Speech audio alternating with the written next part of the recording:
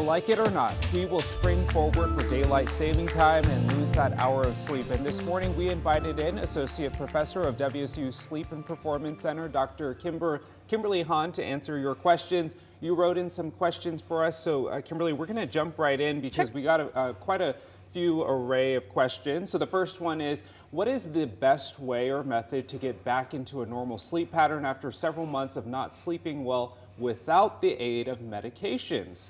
Great question. Your body's rhythms and the clock in your brain are really sensitive to light. Okay. So one of the best ways to get your body in sync with daily rhythms and good sleep schedules is exposing yourself to light in the morning. So whether you wake up after the sunrise and want to open your blinds and things while you're getting ready, get some sunlight, or like our newscasters here who are up well before sunrise, getting some bright artificial light or even some blue enriched light in the morning is a great way to help wake up your body and start setting your clock, and then cutting some of that light exposure by evening so you start winding down and getting ready for bed. With blackout curtains or something. Okay, here's the next question. Someone else wrote in, since sleep pattern changes has such an effect on our decisions, response, and alertness, what is being done for long-haul truck drivers, pilots, and flight crews? You know, that's something where I have some experience. There's a whole field called fatigue risk management, and that is looking at all of the ways that we can manage the risk associated with fatigue. So performance errors, medical issues, and different industries like aviation and trucking have put a lot of investment into this, working on things like how to manage schedules, so limiting how many hours people can work in a day, in a shift, in a week, in a month.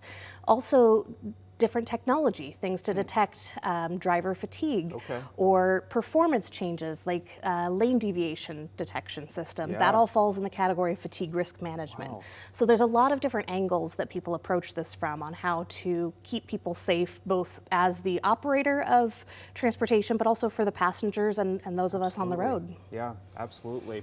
And then another question that we got is, could switching your sleep schedule back and forth cause long-term problems? I know there's a lot of shift workers watching this show and maybe they don't do it on the weekends, but talk about that, about switching kind of back and forth. That's an active area of research in our group right now because there are some indications that shift workers have a higher incidence of certain health conditions. So we're trying to figure out why that might be. And one possibility that we have evidence towards is the disconnect between your brain clock and the clock in, say, your gut. That your gut changes a lot quicker when you, say, travel versus the clock in your brain, which is really resistant to change.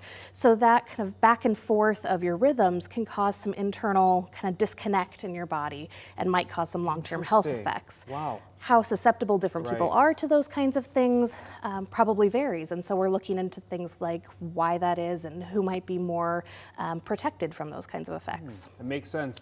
And then Charity, a viewer, wrote in to us that she goes to bed at a decent hour and she still wakes up at 2 in the morning. So what could she do to get in a good hour of sleep? And, you know, I think a lot of people relate to kind of waking up in the middle of the night.